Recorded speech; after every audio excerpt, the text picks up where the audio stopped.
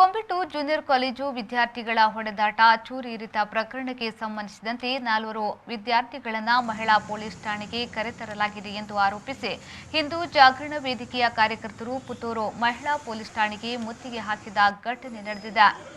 ಪೊಲೀಸರು ವಿದ್ಯಾರ್ಥಿಗಳನ್ನು ಕರೆಸಿದ್ದಾರೆ ಎನ್ನುವ ವಿಚಾರ ಸುದ್ದಿಯಾಗುತ್ತಲೇ ಹಿಂದೂ ಜಾಗರಣ ವೇದಿಕೆಯ ಕಾರ್ಯಕರ್ತರು ಅಪರಾಧ ಎಸಗದ ಹಿಂದೂ ವಿದ್ಯಾರ್ಥಿಗಳನ್ನು ನೀವು ಠಾಣೆಗೆ ಕರೆದೊಯ್ಯುವುದು ತಪ್ಪು, ಅವರನ್ನ ಬಿಡಬೇಕೆಂದು ಠಾಣೆಯ ಮುಂದೆ ಜಮಾಯಿಸಿ ಒತ್ತಾಯಿಸಿದರು.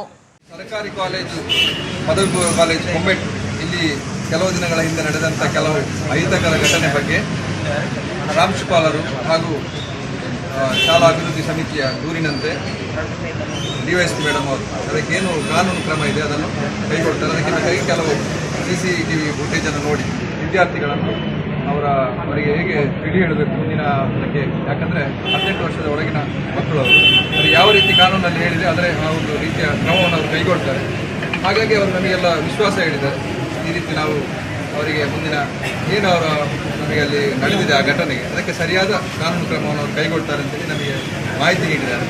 ಇದನ್ನು ನಾವು ಒಪ್ಪಿದ್ದೇವೆ. ಹಾಗೆ ಮುಂದೆ ಕಾಲೇಜಿನಲ್ಲಿ ಯಾವ ರೀತಿ ನಾವು ಜಾಗ್ರತೆ ವಹಿಸ್ತೇವೆ ಅಂತ ಇವತ್ತು ಬೆಳಿಗ್ಗೆ ಶಾಸಕರು ಕೂಡ ಅಲ್ಲಿ ಸಮಿತಿ ಸಭೆ ಕರೆದು ಮಾರ್ಗದರ್ಶನ ನೀಡಿದ್ದಾರೆ.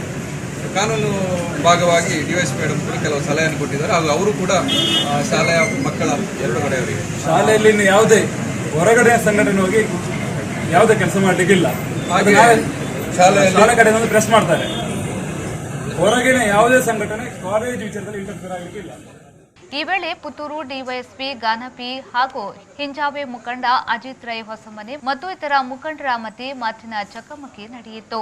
ಮಾತುಕತೆ ನಡೆಸಿ ಹೊರಬಂದ ಹಿಂಜಾವೆ ಮುಖಂಡ ಅಜಿತ್ ರೈ ಹೊಸಮನೆಯವರು ಇನ್ನು ಮುಂದೆ ಕಾಲೇಜು ವಿಚಾರವಾಗಿ ಯಾವುದೇ ಹೊರಗಿನ ಸಂಘಟನೆ ಹಸ್ತಕ್ಷೇಪ ನಡೆಸದಂತೆ ನೋಡಿಕೊಳ್ಳುವುದಾಗಿ ಡಿವೈಎಸ್ಪಿ ಅವರು ಭರವಸೆಯನ್ನ ನೀಡಿದ್ದಾರೆ. ಈ ಹಿನ್ನೆಲೆಯಲ್ಲಿ ಪ್ರತಿಭಟನೆಯನ್ನ ಕೈಬಿಡುವುದಾಗಿ ಹೇಳಿದರು.